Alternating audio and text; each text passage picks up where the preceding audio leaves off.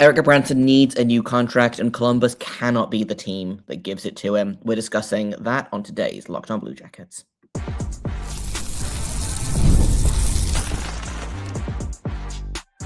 You're Locked On Blue Jackets, your daily podcast on the Columbus Blue Jackets, part of the Locked On Podcast Network, your team every day.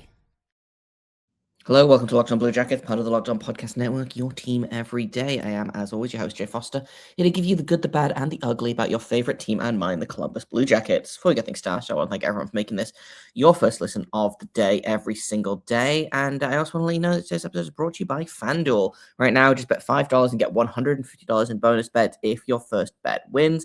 Head to FanDuel.com to get started. We've got to talk about Erik Gudbranson today, the season he had, what kind of next contract could look like. Should the Blue Jackets re-sign him? If they don't re-sign him, then how do they replace him? You know, all of that good stuff. So let's start off with a strong take. Erik Gudbranson was, bar none, the worst defenseman that the Blue Jackets iced this season. And per the numbers, I am including Brendan Smith, Jake Christensen, and Igor Zamula in that. Three defensemen, one of whom got hurt basically immediately, and two that couldn't stay in the lineup, despite, again, having much better numbers. Not much better numbers, but better enough. Here's the thing about Erik Gudbranson is that the Blue Jackets have convinced themselves that he's the only player on the team that does the things that he does, and what he does mostly is, first of all, he struggles to stay healthy, which is the biggest problem that I think I have right now, right? And you see similar issues with Blue Jenner, right? Is that you're paying a lot of money for someone to be available for half of the season, less. In his last two seasons combined, he has played in 53 games total.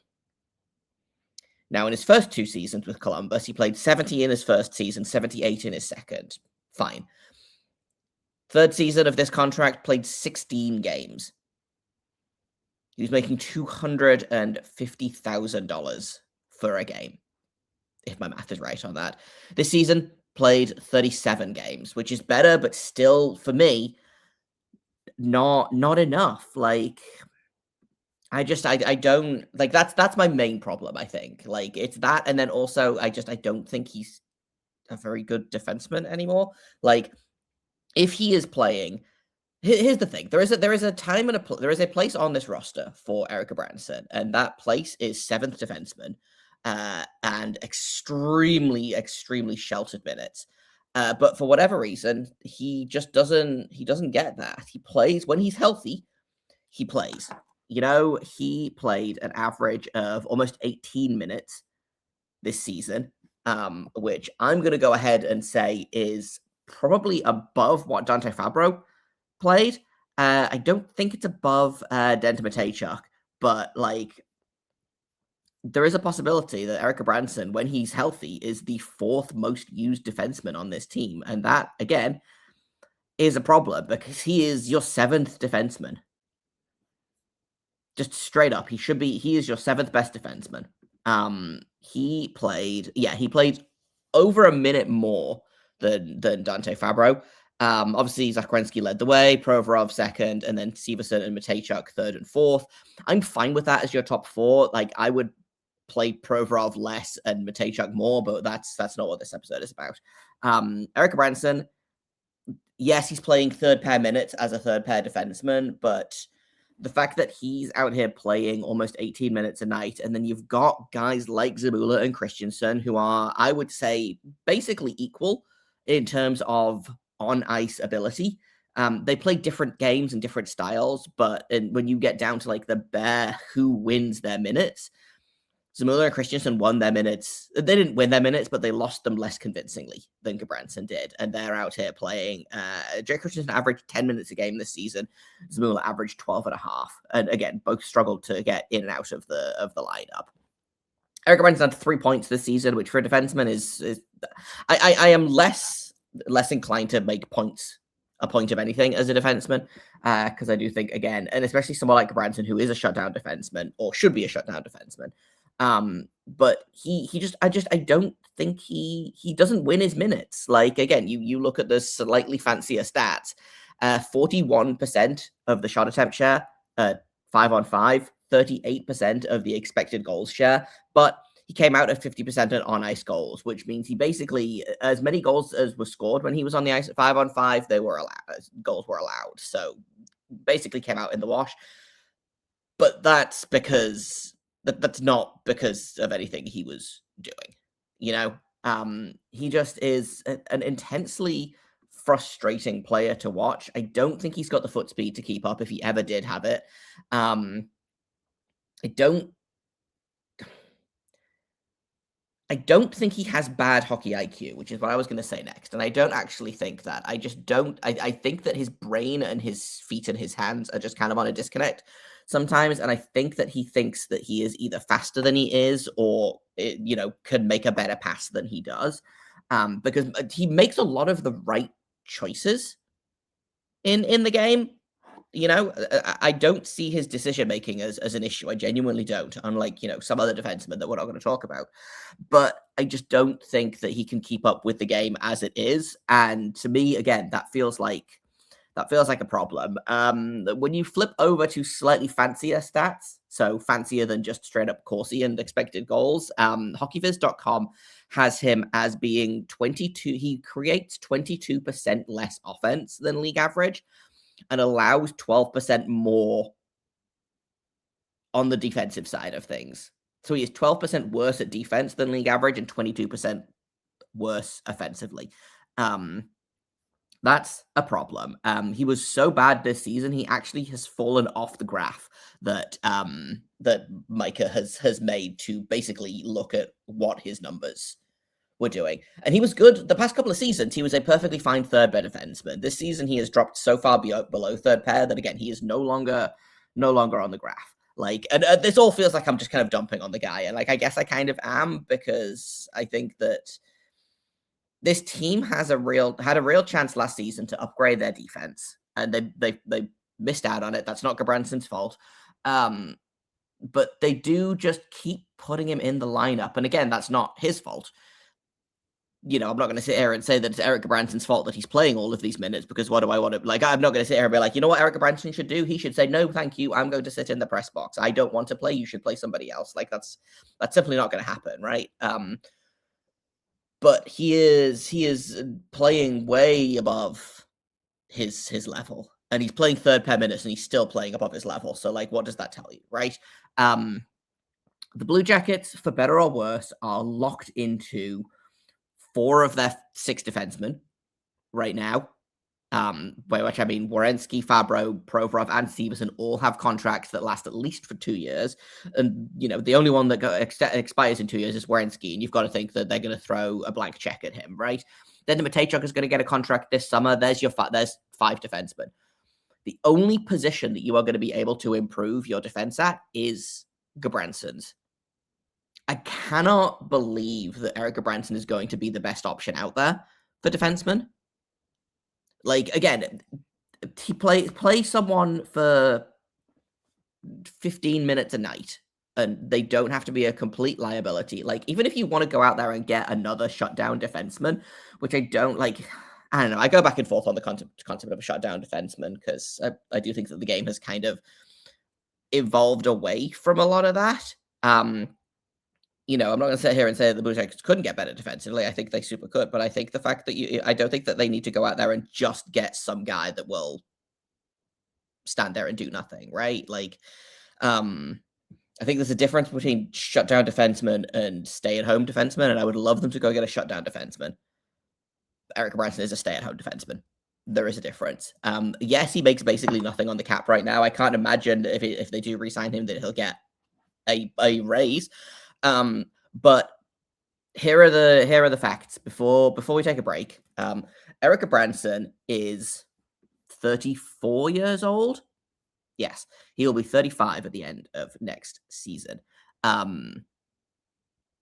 He has played almost 850 career games in the league, and again, only 50 of them in the last 2 seasons. Out of 164 games, he played 53 of them. That is $4 million is a lot of money to play. I think $8 million total he would have made over these 2 seasons. $8 million is a lot of money to play 53 games. But we'll see. I don't actually mean we'll see. I've become one of those weird vocal tics that I can't break out of my habit.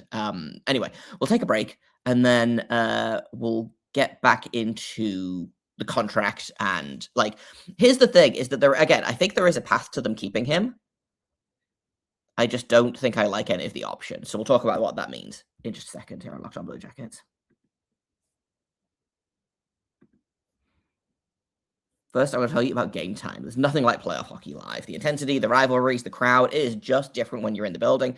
Playoffs are some of the best moments in sports, and being there in person is something every fan should experience. And game time is going to make it incredibly easy for you to find tickets, even for those high-demand playoff games in just a few taps. And with the game time guarantee, you know you're getting 100% authentic tickets delivered on time at the best price. I use game time all the time when I'm in the States or when I'm in Canada, right? It's super easy to use. I think usually it takes me between 90 and 180 seconds total to open the app, find the game, find tickets, purchase the tickets, done. It's great. Usually there is some conversation about, hey, what do we think about these seats versus these seats? But if I'm just going in, I'm buying 2 tickets for me and my wife to go see the Sharks, then we can just do that. Open the app, pick the game. Literally, I think 90 seconds. Pay $24. Probably more now that Macklin Celebrini is there, and the Sharks are quote-unquote good again, or better.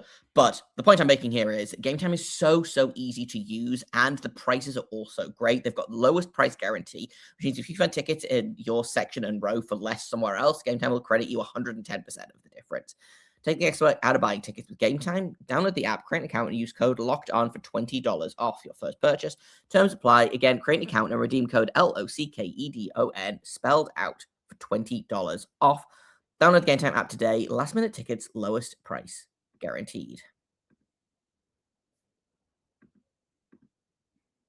Welcome back to Locked On Blue Jackets. If you haven't already, check out the Everydayers Club. For just $5 a month, you're going to get ad-free episodes of this very show, as well as a bunch of other cool perks. Go to lockedonbluejackets.supercast.com or click the link in the show notes to learn more. Let's talk about contracts. I've been banging that drum all week, right? The Blue Jackets have so much money tied up in players that are over the age of 30. The Gudbranson contract, to me, of all of the UFAs, I want to keep Coyle. I want to keep Marchment. I think they probably will keep Danton Heinen, and I'm not against it. I think Boone Jenner might stay or might not, depending on what the contract is. I'm not raging about bringing him back, but if they do it, I'm okay, fine, whatever. I think bringing Erik Gudbranson back is a mistake. I think that you absolutely, you cannot tell me that they cannot find another defensive defenseman that is younger and healthier and is not going to command the $4 million that they paid this season. He is, I think, the least likely to be back.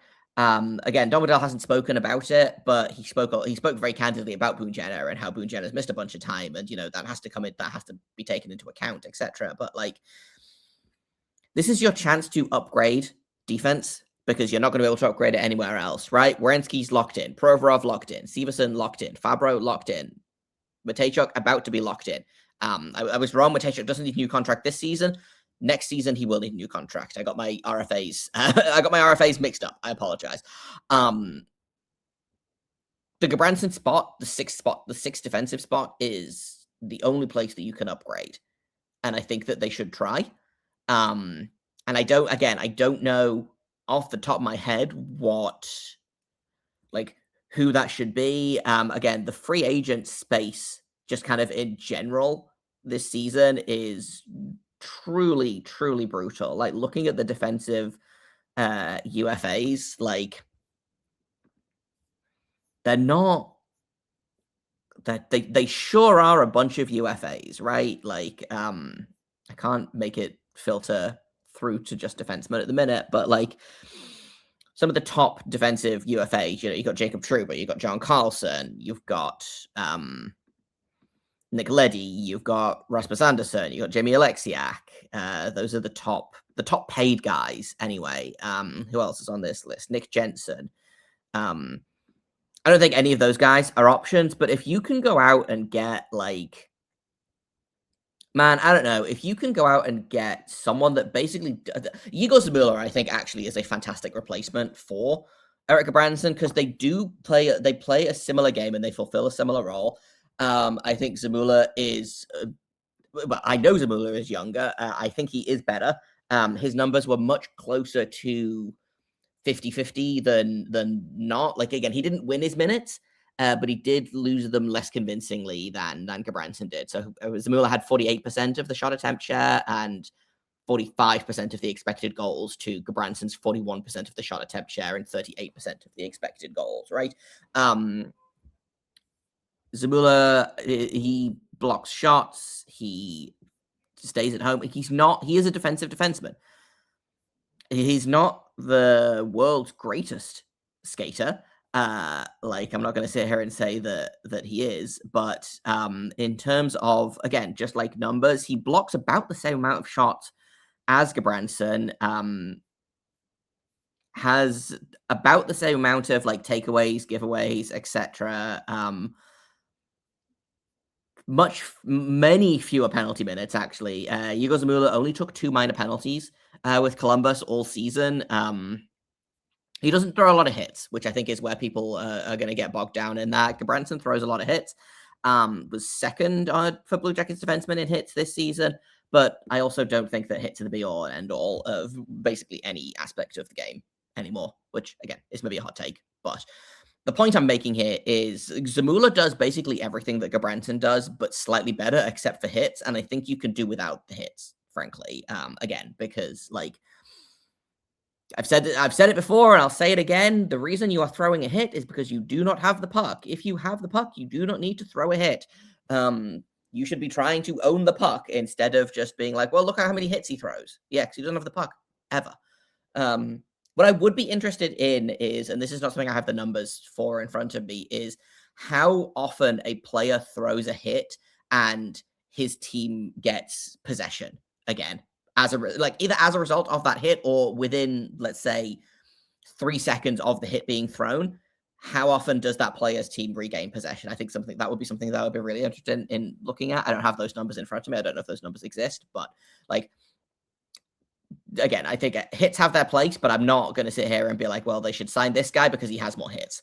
And again, I feel like Gudbranson's really easy to replace. You're telling me that you can't find an under 30-year-old defenseman that you can pay less than $4 million to?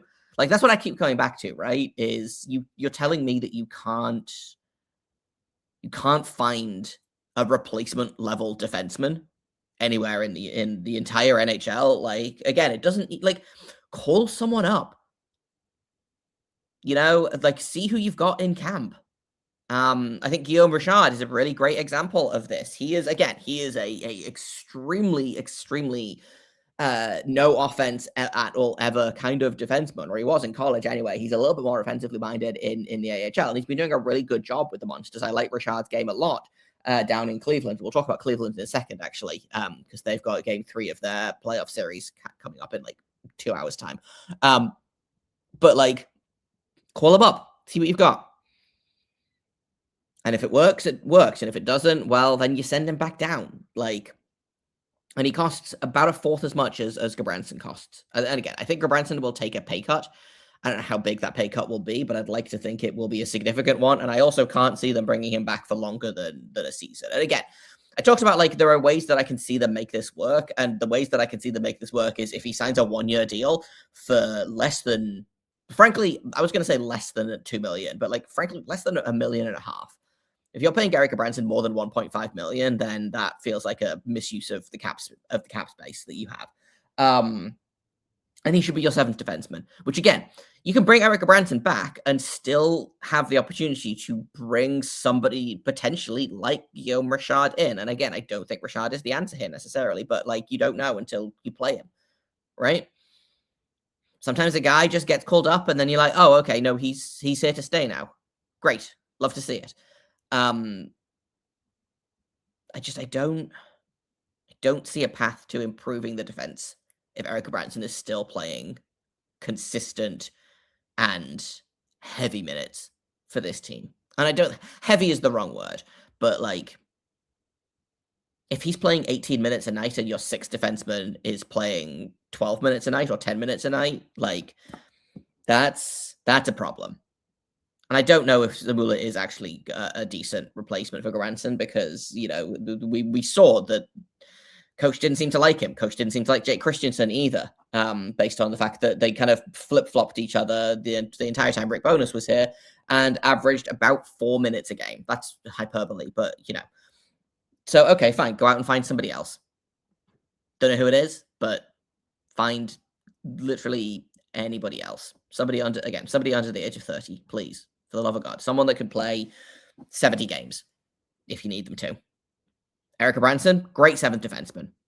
Hops in the lineup when you need him. Is not a complete liability on the penalty kill. Not great on the penalty kill, but not a complete liability. And go from there. But the problem with that is that if they keep Erik Gudbranson around, he's not going to be the seventh defenseman. He's going to play in every game that he's healthy for, which will be, about 12 of them probably. I feel like I've been really mean this episode, and I hope that no one who knows him is listening to this, because I feel like I've been really, really harsh. But I think that the way that the team can improve is by moving on. I really do. If they keep him around, they're going to play him, and they're going to play him more than they should. If they're going to keep him around as a seventh defenseman and as like an adult for one of the kids, great. I don't see that happening. I really don't. Let's take another quick break, and then I didn't say this in the open, but I want to check in with the Cleveland Monsters, who are continuing their first round, or technically second round, playoff series against Syracuse tonight. Game 1 went interestingly. Game 2 also went interestingly, so we'll talk about that in just a second here on Locked On Blue Jackets. First, I'm going to tell you about FanDuel. The NBA playoffs are here, and every possession matters. If you're looking to get even closer to the action, FanDuel has a great offer to get you started. Right now, new customers can bet $5 and get $150 in bonus bets if your first bet wins. That's right, bet just $5 and get $150 in bonus bets just for getting started. FanDuel is great because during the playoffs, everything you need is all in one place, right? You don't need to have 17 different tabs open. You've got stats, trends, matchups, all in the app before you make your picks. And it means that you can just kind of flip through. You don't have to have your laptop and your phone and, your second monitor showing 17 different things. Everything's all in one place, which is great. Makes it super, super easy to ride your impulses. Because that's the kind of betting that I do is almost entirely impulse based. But FanDuel is trying really, really hard to change that by, telling me, hey, you can find stats here. You do not have to go based on vibes. And I think that's fun. It's really, really easy to navigate, and it makes playoff basketball and hockey even more engaging from start to finish. Head to FanDuel.com to get started. Once again, if you're new, bet $5 and get $150 in bonus bets if your first bet wins. FanDuel, play your game. Let's check in with the Cleveland Monsters, who started strong. Their first game was wild. They went up 3-0 in the first period with 3 goals on 6 shots. And then they did exactly the same thing in the second game, except the other way. For some reason, they started, and I don't know what the reasoning was for this because it's the AHL and we'll never know. But Zach Sawchenko was excellent in the first game. So they started Fedotov in the second game, obviously. And Fedotov allowed, I think, 4 goals on 6 shots or 4 goals on 7 shots. 4 goals on 6 shots total in the first 13 minutes of the game. Evan Gardner went in for his pro debut, which does make me think that maybe Sawchenko was injured or banged up or something. Because why would you not have him backing up? Why would you have your backup be the guy with one total professional game? And that wasn't even this season. That was late last season. But, welcome to the Wolves, Evan Gardner. So first game they won despite being outshot like 1,000,000,000 to 12 or whatever it was. Flip the script. The second game, Syracuse won 4-1. Cleveland outshot Syracuse 33-16. So their goalie, which I believe was Brandon Halverson, made 32 saves. Jacob Pelletier, leading scorer in the AHL regular season, had a goal and 2 assists. Standard night for him. Evan Gardner was quite good when he got into the lineup. He made all 10 of his 10 saves that he made during the 46 minutes or so that he played. I don't know what tonight's going to be like. Series is tied. It's the best of 5, so now we're down to a best of 3. Both teams have a win. I'd like to think that Sorchenko is going to be back in the lineup. But again, I don't know. I don't know why he wasn't playing in Game 2. I don't know why he wasn't even on the roster for Game 2. Feels like a mistake. I do think that maybe we won't see Fedotov again after that first period against Syracuse. But I don't know, man. Does Evan Gardner get the nod if Sorchenko can't go? He played well in relief. Is he ready to be thrown to the Wolves? I don't know. The problem is that, again, the Monsters were unable to score as well. Mikhail Pucha got his first to the playoffs. Luka Delbobelouz with an assist. Obviously, they scored 3 goals in the first game, but averaging 2 goals a game is not going to get it done in the playoffs. So they scored 3 goals in the first game, 1 in the second game. They're going to have to score more than that to beat Syracuse. And they're also going to have to figure out how to beat the goalie. Because, again, they made a strange choice. Syracuse, if they started John Gillies in the first game, he allowed 3 goals on 6 shots and got replaced by Brandon Halverson, who has, I think, in the 45 or so shots since then, allowed 1 goal. Brandon Halverson did not have a lot of work to do in the second and third periods of Game 1 because the Monsters, I think, mustered 11 shots total over those 2 periods. It might even have been less than that. It might have been 9 shots. And then again, they flipped it. They put Brandon Halverson in net for the second game, and he was great. So Monsters are going to have to figure out how to beat Halverson, unless Syracuse goes insane and puts John Gillies in net again. But this series is... The AHL is weird, man. And it also, it's just kind of like this is the thing. It's surprising to see the flip-flop like this, but I was looking at the Toronto-Rochester series, the play-in series, which was a best of 3. And Toronto won the first game 5-0, I think, and then Rochester won the second game 4-0. So just trading blowout shutouts, because again, that's just kind of what the AHL does. So I wouldn't be surprised to see either team score 6 goals tonight. And I also wouldn't be surprised to see either team score 0 goals tonight. I'd like to think that the Monsters can pull it together. Again, I don't know what the goaltending situation is because no one in the AHL says anything anymore. But hopefully they've got Sorchenko in net because he was really, really good in Game 1. And I think he might be the guy to win these games. And it's not going to get any. Here's the thing: is it's not going to get easier from here. Syracuse is the easy matchup. If they beat Syracuse, then great. Guess what? They get to play the Laval Rocket, who rocked them last playoffs and are a better team this year. Stressful, but fun. The AHL is fun. AHL playoffs are fun because they're so stupid. They make no sense. You can never predict what's going to happen. The margin for error is so much smaller in the AHL, I feel, and by which I mean that you are way more likely to make a mistake and have the other team capitalize on it than in the NHL, right? The AHL playoffs are like if every series was the Oilers Ducks series that just happened, which was all gas, no breaks. The AHL playoffs are 90% of the time is all gas, no breaks. Especially in these early rounds, it gets a little bit tighter in the when you start getting to the final 8 or so teams, final 4 teams, but even then, it's still a little bit all gas, no breaks, which is fun, but also makes my watch ask me if I'm okay, because it's 1 a.m. and my heart rate is 120. So hopefully that doesn't happen tonight. Would love a nice, easy win for the Monsters, but they're going to have to figure out how to get the scoring going. Luka Delbobelouz has, I think, 2 assists so far, which is fine, but I would like more from him. And they got to figure out the goaltending. Got to figure out how to beat Syracuse's goalie and not allow a bajillion goals of their own. So baby steps, easy asks from Locked On Blue Jackets for the Cleveland Monsters, but hopefully they get it done. Game 3 is tonight. I believe Game 4 is Sunday. So Monday we will have either the series will be over or the series will still be tied. and we'll talk about that on Monday's episode. And what I also want to do on Monday's episode as well is, I think, start talking about the RFAs, the key RFAs, of which I think there are only 2 key RFAs for the Blue Jackets to be worried about right now. And that's, 3 technically, but actually 3. Adam Fantilli, Cole Sillinger, and Jet Greaves all need new contracts. So we're going to finish our UFA series today and start in on what a new contract for those 3 guys could look like. So I don't know who we'll talk about. We'll see how I'm feeling on Monday, but it's going to be one of Fantilli, Sillinger, or Greaves. Probably Greaves, because I think he is the guy that is the most in need of a new contract, because he's going to the World Championships. So he needs either a complete contract or a handshake agreement before he's going. So that's what we'll do on Monday.